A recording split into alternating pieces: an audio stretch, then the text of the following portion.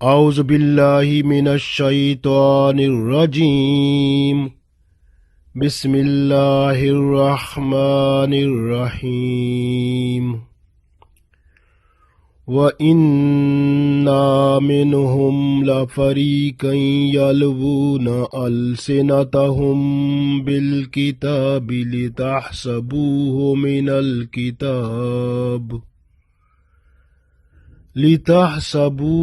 مِنَ الْكِتَابِ وَمَا هُوَ مِنَ الْكِتَابِ وَيَقُولُونَ هُوَ مِنْ عِنْدِ اللَّهِ وَمَا هُوَ مِنْ عِنْدِ اللَّهِ وَيَقُولُونَ عَلَى اللَّهِ الْكَذِبَ وَهُمْ يَعْلَمُونَ۔ عزیز دوستو، السلام علیکم ورحمۃ اللہ وبرکاتہ۔ سورہ آل عمران آیت نمبر 78 تلاوت کی ہے۔ اس آیت میں اللہ تعالیٰ بیان فرماتے ہیں کہ وہ لوگ جن کو اللہ تعالیٰ نے کتابیں عطا فرمائی تھیں، یعنی تورات اور زبور اور انجیل، ان میں سے جس طرح کے تورات عطا کر دی گئی تھی تو کچھ لوگ اس کو پڑھا کرتے تھے اور پڑھتے ہوئے اپنی زبانوں کو پھسلاتے تھے، اپنی زبانوں کو مروڑتے تھے، تو وہ الفاظ جو ان کی کتاب میں اللہ کی طرف سے نازل ہوئے تھے ان کا تلفظ اور لہجہ بدل جاتا تھا۔ گویا حرف جو ہیں وہ بدل جاتے تھے، حرفوں کے بدلنے سے وہ آواز جو ہے وہ ایک جیسی رہتی تھی لیکن مطلب اور معنی بدل جاتے تھے، جس کی وجہ سے وہ لوگوں کو بے وقوف بناتے تھے اور لوگوں کو کہتے تھے کہ یہ تو اللہ کی طرف سے ہے، یہ تو ہے ہی ہماری کتاب میں، کتاب اللہ کی ہے اور اللہ کی کتاب جو ہے اس میں اللہ کا حکم ہے، تو یہ اللہ کا حکم ہے۔ اور یہی بات یہود نے کی، یہی بات نصارہ نے کی، اور اسی طرح سے پچھلی کتابیں جو تھیں ان میں اسی طرح تبدیلیاں ہوتی رہیں۔ اس کو ہم کہتے ہیں تحریف۔ تحریف کا مطلب ہوتا ہے حرف کا بدلنا یا مطلب کا بدلنا۔ تحریف لفظی بھی ہوتی ہے، لفظ بدل دیے جائیں، حرف بدل دیے جائیں، جس طرح عربی میں ہوتا ہے ہا ہوتا ہے نا، اور دوسرا ہوتا ہے ہا جو کہ حلوائی والا جیسے ہم کہتے ہیں، تو اس کو ہم بولتے ہیں عربی میں ہا بولتے ہیں ایسے، اور دوسرا ہا جو ہے وہ دو آنکھوں والا اس کو ہا کہتے ہیں ایسے۔ تو فرق ہوتا ہے بولنے میں، لیکن وہ جو ہے لوگ جب حرفوں کو ملا لیتے ہیں یا اس طرح آواز ایک جیسی نکال کر اور آیات کو پڑھا جاتا ہے تو اس سے مطلب بدل جاتے ہیں۔ اس لیے یہ کہا گیا ہے کہ آپ تجوید سیکھیں۔ تجوید کا مقصد یہی ہوتا ہے کہ حروف کی ادائیگی جو ہے وہ صحیح ہو جائے تاکہ وہ مطلب اور معنی جو ہے وہ دوسروں کو صحیح سمجھ آ جائیں۔ تو اس لیے تجوید کا یہ جو ہے رواج ہو گیا تاکہ قرآن پاک جو ہے وہ صحیح حالت میں وہ مطلب اور معنی کے ساتھ لوگوں تک پہنچ جائے۔ تو اس لیے بعض لوگ جو ہیں آج کل ہمارے قرآن پاک میں بھی تھوڑا سا وہ کچھ ایسا کام کرتے ہیں، یعنی پڑھنے میں وہ جو ہے جب پڑھتے ہیں تو اس کے مطلب معنی مختلف کر لیتے ہیں، تو اس طرح سے لوگوں سے اپنی مطلب کی دنیاوی فائدے بھی لیتے ہیں اور اس طرح سے اللہ کے دین میں ملاوٹ بھی کرتے ہیں۔ آپ نے دیکھا ہوگا کہ بہت سارے قرآن پاک جو ہیں اس کے تفاسیر میں، اس کے ترجمے میں وہ مختلف معنی لیے جاتے ہیں، جس کی وجہ سے فرق پیدا ہوتا ہے، اور یہ فرق بعض اوقات آپ دیکھیں فرقوں میں بٹ جاتا ہے تو وہ پھر یہ کتنا بڑا عجیب صورتحال بن جاتی ہے۔ تو اس وجہ سے یہاں پر اس آیت میں اللہ تعالیٰ نے ارشاد فرمایا ہے، پڑھتے ہیں، ارشاد باری تعالیٰ ہے، وَإِنَّا वा और इन्ना बेशक मिनहुम उनमें से ला फरीकन एक फरीक है, एक गिरोह है, यलवूना जो मरोड़ते हैं फिसलाते हैं, अल सेनाताहुम अपनी जबानें को, अपनी जबानों को फिसलाते हैं, अपनी जबानों को जो मरोड़ते हैं, बिल किताब किताब में, यानी किताब पढ़ते हुए अपनी जबान को मरोड़ कर पढ़ते हैं या फिसला कर पढ़ते हैं तो वो लफ्ज और निकल जाता है। तो इस तरह से अल्लाह ने फरमाया व इन्ना मिनहुम ला फरीकन यलवूना अलसिनतहुम बिल किताब, और बेशक इनमें से एक फरीक है जो मरोड़ते हैं अपनी जबानें किताब में, लितासबूहु इसलिए कि तुम समझ लो, मिनल किताब के वो जो बोल रहे हैं वो किताब में से है, यानी वो किताब का, अल्लाह की किताब का हिस्सा है। अल्लाह फरमाता है वमा होवा, और वो नहीं है, मिनल किताब किताब में से, यानी जो वो बोल रहे हैं वो किताब में से नहीं होता बल्कि उनकी अपनी ही बात होती है, क्योंकि उन्होंने जबान मरोड़ कर या जबान फिसला कर तो अल्लाह की जो बात थी उसको बदल दिया है, लिहाजा वो अब अल्लाह की बात नहीं रही, वो अब इन्हीं की ही बात हो गई है। तो इसलिए अल्लाह फरमाता है वमा होवा मिनल किताब, और नहीं है वो किताब में से, यानी अल्लाह की किताब में वो नहीं है जो ये जबान को मरोड़ कर पढ़ लेते हैं। फिर फरमाया वा यकूलूना, और वो कहते हैं, होवा कि वो मिन इन दिल्ला कि अल्लाह की तरफ से है, वो कहते हैं ये है ही अल्लाह की तरफ से। फिर अल्लाह फरमाता है वमा होवा, और वो नहीं है, मिन इन दिल्ला अल्लाह की तरफ से। आप समझ लो वो जो पढ़ रहे हैं वो अल्लाह की तरफ से नहीं है, वो कहते हैं आपको यही है कि अल्लाह की तरफ से है, लेकिन असल में वो अल्लाह की तरफ से नहीं है, वो इन्होंने खुद ही बनाया है। फिर अल्लाह फरमाता है व यकूलूना, और ये लोग कहते हैं, बोलते हैं, अल्लाही अल्लाह की तरफ, काज़िबा झूठ, व यकूलूना अल्लाहिल काज़िबा, और ये अल्लाह की तरफ झूठ बोलते हैं, वहुम यालमून, और ये जानते भी हैं, यानी जान बूझ कर अल्लाह की तरफ झूठ बोलते हैं। एक दफा फिर पढ़ लेते हैं, इरशाद बारी ताला है व इन्ना मिनहुम ला फरीकन यलवूना अलसिनतहुम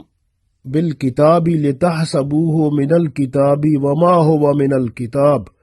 व यकूलूना हुवा मिन इंदिल्लाहि वमा हुवा मिन इंदिल्लाह व यकूलूना अलल्लाहिल काज़िबा व हुम यालमून। तो अल्लाह ताला इरशाद फरमाता है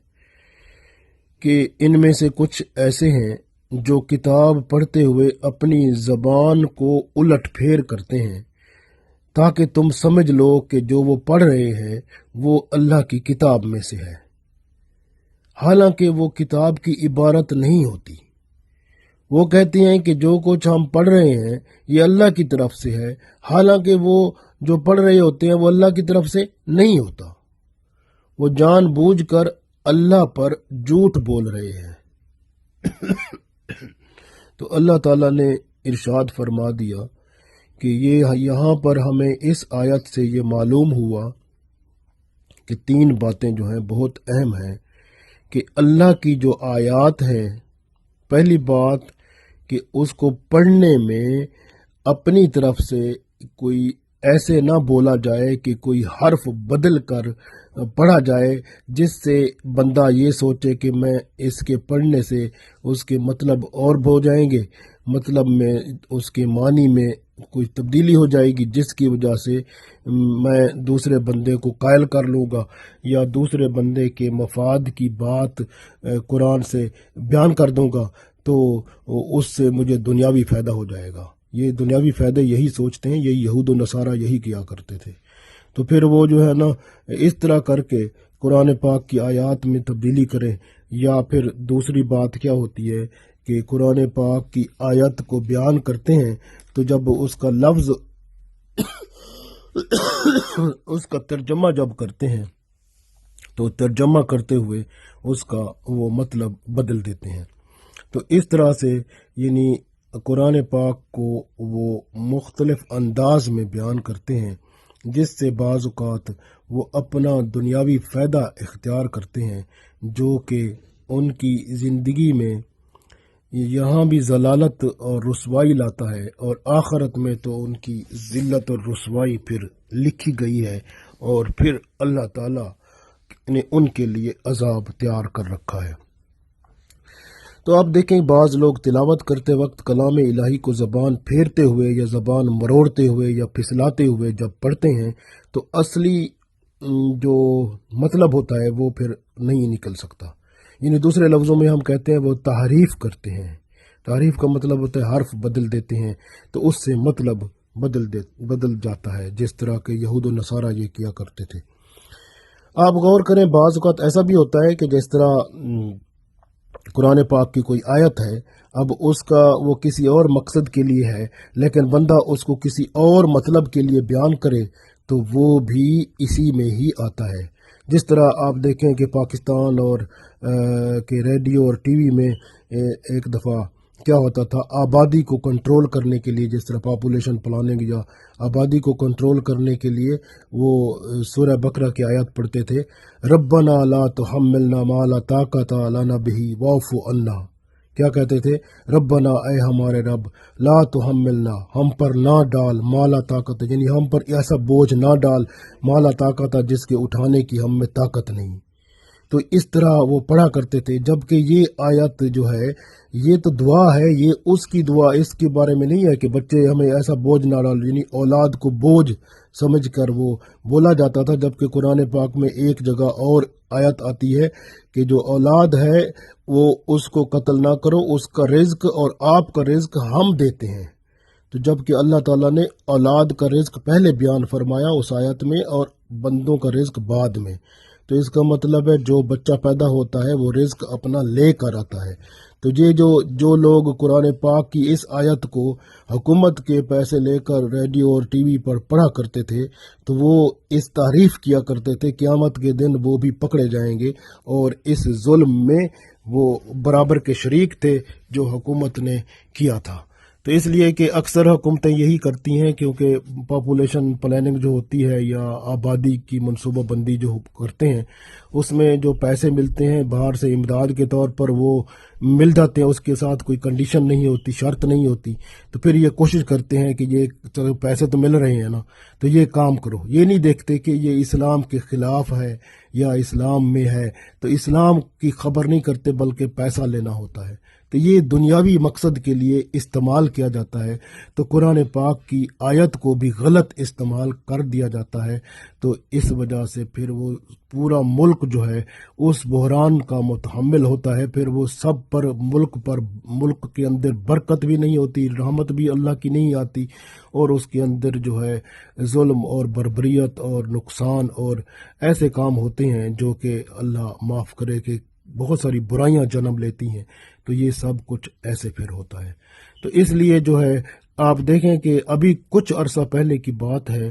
یہ جیسے وہ تحریک لبیک تھی، انہوں نے ختم رسول صلی اللہ علیہ وسلم، ختم نبوت صلی اللہ علیہ وسلم پر بات کی، تو اس کے بارے میں حکومت اور دوسری طرف سے جو بات سنی گئی، انہوں نے کیا کہا کہ قرآن پاک سے وہ سورہ بقرہ کی آیت پڑھی، انہوں نے کہتے ہیں وَإِذَا قِيلَ لَهُمْ لَا تُفْسِدُوا فِي الْأَرْضِ قَالُوا إِنَّمَا نَحْنُ مُصْلِحُونَ،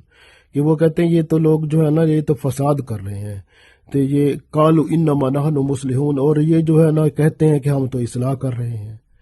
حالانکہ یہ آیت جو ہے یہ تو منافقین کے لیے نازل ہوئی، یہ تو آپ دیکھیں نا قرآن پاک پڑھیں اس کے اندر دیکھیں تو یہ منافقین کے بارے میں ہے۔ وہ بندہ جو کہ ختم نبوت کی بات کرتا ہے وہ منافق کیسے ہو سکتا ہے؟ تو اس پر یہ آیت کو لاگو کر دینا تو پھر یہ بھی تو اسی آیت کے مطابق جرم ہے، گناہ ہے، اور اللہ تعالیٰ کے ہاں عذاب مبتلا ہوں گے یہ لوگ۔ اس لیے کہ ہمیشہ جو بندہ صحیح کام کرتا ہے اور اس کے بارے میں آپ یعنی کہ اس کو اپنے نظریے کے مطابق، اپنے خیال کے مطابق قرآن پاک کی آیت کو استعمال کر لیتے ہیں، تو اس کا مطلب ہے پھر قرآن کو آپ نے اللہ کا حکم تو نہ سمجھا، پھر آپ کی اپنی مرضی ہے جو آیت جہاں استعمال کر لیں۔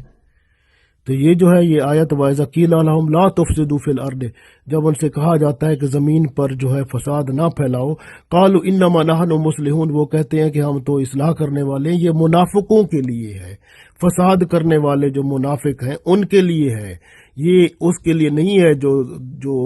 جو ختم النبیین کے بارے میں بات کرتے ہیں، ان کے لیے نہیں. یہ آیت کو غلط استعمال کر کے لوگ جو ہیں پھر اللہ کے ہاں وہ جو ہے عذاب لینے کے لیے تیار ہو رہے ہیں، لیکن وہ خیال نہیں کرتے، بلکہ اللہ کی قانون کو، اللہ کی کتاب کو، اللہ کے الفاظ کو، اللہ کے کلام کو اپنے مقصد کے لیے استعمال کرتے ہیں. یا اگر حکومت وقت ایسا کراتی ہے تو وہ پوری کی پوری حکومت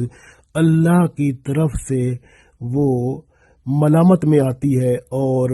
وہ برکت اس سے اٹھ جاتی ہے، رحمت اللہ کی اس سے اٹھ جاتی ہے، اور وہ حکومت ہمیشہ مصیبتوں میں، پرابلم میں ہی رہتی ہے، اور اس طرح سے اللہ تعالیٰ کی رحمت اور برکت سے وہ خالی ہوتی ہے. تو اس طرح سے بعض لوگ حروف کو ملا کر پڑھتے ہیں، جیسے میں نے کہا کہ عین کو پڑھ لیں، عین اور الف، اگر الف کی جگہ عین پڑھ لیں تو فرق مطلب تو بدل جائے گا. اسی طرح سے حرفوں کو بدلنے سے بھی مطلب بدل جاتے ہیں آیت کے، اور دوسرا جو ہے وہ حرف بدل کے جب پڑھیں گے تو اس کے معنی بھی بدل جاتے ہیں. تو ایسا بیان کر کے ساتھ یہ کہہ دینا کہ یہ اللہ کا حکم ہے، اللہ کی طرف سے ہے، تو یہ اللہ پر یقیناً جھوٹ ہے، اور اللہ کی طرف جھوٹ منسوب کرنے والے اپنی تیاری کر لیں، کیونکہ قیامت کے دن اللہ نے حساب ضرور لینا ہے. یہ تحریف لفظی جو ہے، لفظوں کو بدل دینا قرآن پاک کو پڑھتے ہوئے، یا تحریف حرفی یعنی حرف کو بدل دینا، یا پھر یہ ہے کہ اس کے میننگ یعنی مطلب کو، اس کے معنی جو ہیں ان کو بدل دینا، یا اس کی تفسیر میں اپنی مرضی ڈال دینا، تو یہ سب کچھ جو ہے یہ بندے کے لیے مصیبت اور تکلیف کا باعث بنے گا، نہ صرف اس دنیا میں اور آخرت میں تو اللہ نے ان کے لیے بہت بڑا عذاب ہی تیار کر رکھا ہے، کیونکہ وہ لوگ پھر اللہ کی طرف جھوٹ ہی بولتے ہیں. جو اللہ نے بیان کیا ہے اس کو ایک طرف رکھ کے اس کو اپنی مرضی کے لیے استعمال کرتے ہیں. تو ایسا کام اہل باطل اور علماء سو ہی کیا کرتے ہیں، اور قیامت کے دن یہ بھگتیں گے دھوکے اور جھوٹ کے صلے میں. اسی طرح جس طرح کے یہود تورات پڑھنے میں تعریفیں کیا کرتے تھے، اور یہ بھی اسی طرح ہی تعریفیں کر کے زبان پھسلا کر یا مروڑ کر پڑھتے ہیں، تو پھر قیامت کے دن یہ اللہ کے ہاں جواب دیں گے، کیونکہ اصل حقیقت ایسا پڑھنے سے وہ گم ہو کر رہ جاتی ہے، اور حقیقت جو اصل بات اللہ کی آگے پہنچنی تھی وہ پہنچ نہیں پاتی. اس طرح سے اللہ کا کلام جو ہے وہ لوگوں تک صحیح حالت میں نہیں پہنچ پاتا جب اس کا مطلب بدل دیا جاتا ہے، یا لالچ دنیا کا جو ہے اس کی وجہ سے ان الفاظ کو جو قرآن پاک کے ہیں یا کتاب کے ہیں اپنی مرضی سے استعمال کیا جاتا ہے. تو اس طرح سے اللہ کے ہاں اس بندے کے لیے پھر عذاب ہی لکھا جاتا ہے. یہودیوں میں کعب بن اشرف تھا، ابو یاسر تھا، مالک بن دائف تھا، صفنہ بن عمرو تھے، شاعر تھا.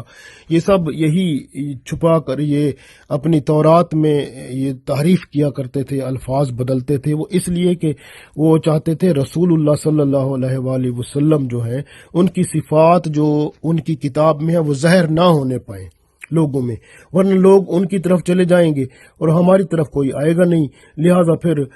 ہم جو دنیا سے لوگوں سے ہم پیسہ لیتے ہیں یا چیزیں لیتے ہیں یا تحفہ تحائف لیتے ہیں یا ہمیں دنیاوی جو عزت شان ملی ہے وہ ختم ہو جائے گی. اسی لیے انہوں نے رسول اللہ صلی اللہ علیہ وسلم کے سامنے آیت رجم جو تھی، جیسے کوئی زنا کرتا ہے شادی شدہ تو اس کو وہ جو ہے پتھر مار کے اس کو مار دو، وہ یہ آیت تورات میں موجود تھی. اور جب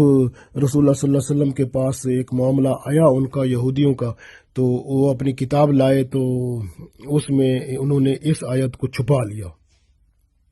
عبداللہ بن سلام رضی اللہ تعالیٰ عنہ جو کہ یہودی عالم تھے لیکن وہ اسلام قبول کر چکے تھے، تو انہوں نے اس کا ہاتھ ہٹایا اور بتایا کہ یہ دیکھو یہ آیت یہاں پر ہے، اس کو چھپا رکھا تھا تو نے. تو اس وجہ سے یہ لوگ ایسا کرتے تھے، اپنے مقصد کے لیے اللہ کے کلام کو بھی چھپا لیتے تھے. اور وہ بیان کرتے تھے جو ان کے لیے بہتر ہوتا تھا یا جس سے دنیاوی مفاد ان کو ملتا تھا۔ آج کل بھی بہت سارے مولوی صاحبان اور ایسے لوگ ہیں جو مسئلے قرآن پاک کی آیات پڑھتے تو آیت ہیں لیکن مسئلہ اپنی مرضی سے بیان کرتے ہیں۔ تو پھر اس طرح کے لوگ جو ہیں وہ قیامت کے دن اللہ کے حضور جو ہے وہ اپنا عذاب کا حصہ ضرور لیں گے، کیونکہ اگر کسی کو توبہ استغفار کی توبہ کی توفیق مل جائے تو بڑی بات ہے، اللہ تعالیٰ کرم فرما دے۔ اگر توبہ نہیں کریں گے اور ایسے ہی دنیا سے چلے گئے اور اپنی اصلاح نہ کی تو پھر یہ قیامت کے دن جو ہے یہ بہت بڑی سزا کے مستحق ہوں گے، کیونکہ یہ دھوکے میں رکھتے ہیں، جیسے کہ بہت سارے ایسے لوگ ہیں جو سود کے بارے میں دھوکے میں رکھتے ہیں لوگوں کو، اور اسی طرح پردہ جو عورتوں کا ہے اس کے بارے میں دھوکے میں رکھتے ہیں لوگوں کو، اسی طرح اسلام کی جو سزائیں ہیں اس کے بارے میں کلام الہی میں رد و بدل کرتے ہیں اور اس طرح دھوکہ اور فریب دینے والے ہیں۔ تو ایسے لوگ قیامت میں اللہ کے حضور ضرور اپنا عذاب کا حصہ پائیں گے۔ اور جب کہ دیکھیں حضرت عبداللہ بن عباس رضی اللہ تعالیٰ عنہ فرماتے ہیں کہ یہود و نصارہ نے تورات و انجیل کو بدل دیا تھا اور ان میں اپنی طرف سے کچھ شامل کر دیا تھا، جس پر اللہ تعالیٰ نے یہ آیت نازل فرمائی، اور تورات کی جن آیات میں رسول اللہ صلی اللہ علیہ وسلم کا ذکر ہوتا تھا یہودی اسے بدل دیتے تھے۔ جب انہوں نے اس کو بدل دیا، جیسے آپ دیکھیں کہ ابراہیم علیہ السلام کے بیٹے جو کہ اسماعیل علیہ السلام ہیں، اب رسول اللہ صلی اللہ علیہ وسلم کے وہ والد ہیں، کیونکہ آپ صلی اللہ علیہ وسلم جو ہے اسماعیل علیہ السلام کی اولاد سے ہیں، تو اسماعیل علیہ السلام کو ابراہیم علیہ السلام نے مکہ معظمہ میں یہاں چھوڑا تھا، اور یہاں پر ہی ان کو اپنے بیٹے کو ذبح کرنے کا خواب جو آیا تھا، پھر یہاں پر قربانی کے لیے، جہاں پر آج کل وہ مروہ ہے، صفا مروہ، تو مروہ جو ہے وہاں مروہ کے پاس وہیں جو ہے وہ ذبح کا جو ہے وہ جگہ تھی، جہاں پر بیٹے کو ذبح کرنے کے لیے آپ علیہ السلام یعنی ابراہیم علیہ السلام نے چھری کو جب ان کی گلے پہ رکھا تو اللہ تعالیٰ نے جانور جنت سے بھیج دیا، تو وہ جگہ بھی یہی تھی، تو مروہ میں۔ تو جب کہ یہ اس کا ذکر تورات میں بھی ہے، اور تورات میں جو ہے مروہ کا نام بھی ہے، اور کیا ہوا کہ ان لوگوں نے مروہ کو مارا یا